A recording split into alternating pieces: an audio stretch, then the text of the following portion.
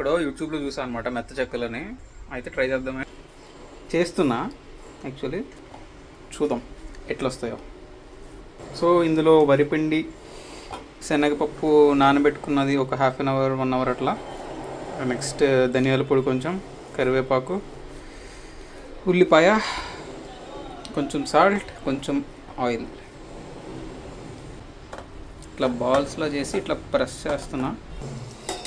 Heat అయినట్టుంది oil. ఇప్పుడు ఒక్కొక్కటి వేద్దాం. ఒక్కొక్కటి వేద్దాం. అరే ఇట్లా అంటికిపోతే ఎట్లా? ఓ షట్, ఆల్టర్నేటివ్ ప్లాన్ చేయాలి. ఇది ప్లేట్ మీద ఎంత ట్రై చేసిన రావట్లేదు. సో హ్యాండ్తోనే ట్రై చేద్దాం. ఫస్ట్ టైం అనుకుంటా. ఫస్ట్ హీట్ ఎక్కిపోయింది oil.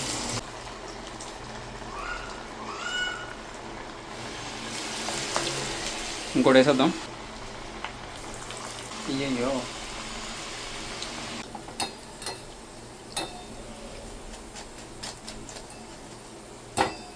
So this is the output. చూద్దాం టేస్ట్ ఎట్లా ఉంటుందో. చాలా ఆయిలే వస్తుంది.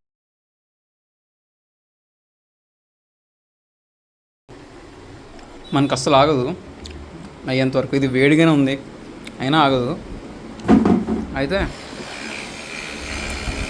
అయితే ఎట్లా వచ్చాయో అనేది తెలియాలి కదా. నెక్స్ట్ కూడా మార్చాలి కాబట్టి ఏమైనా కావాల్సి వస్తే ఒక టేస్ట్ చేద్దాం.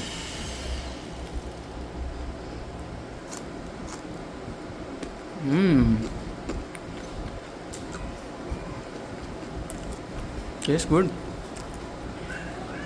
భలే వచ్చాయి కదా. ఇది అండ్ ఫాస్ట్ ప్రాసెస్.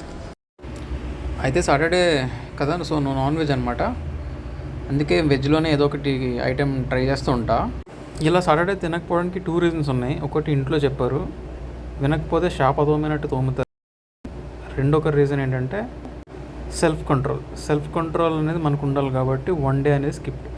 సాటర్డేనే ఎందుకు స్పెసిఫిక్గా అంటే ఇంట్లో ఆ రోజే వద్దన్నారు. అండ్ నేను తెలుసుకున్నది ఏంటంటే ఆ రోజు లార్డ్ విష్ణు ఎర్త్ మీదకి వచ్చిన రోజు. సో ఎనీవేస్ మనం సెల్ఫ్ కంట్రోల్ గురించి చేస్తున్నాం. ఓకే.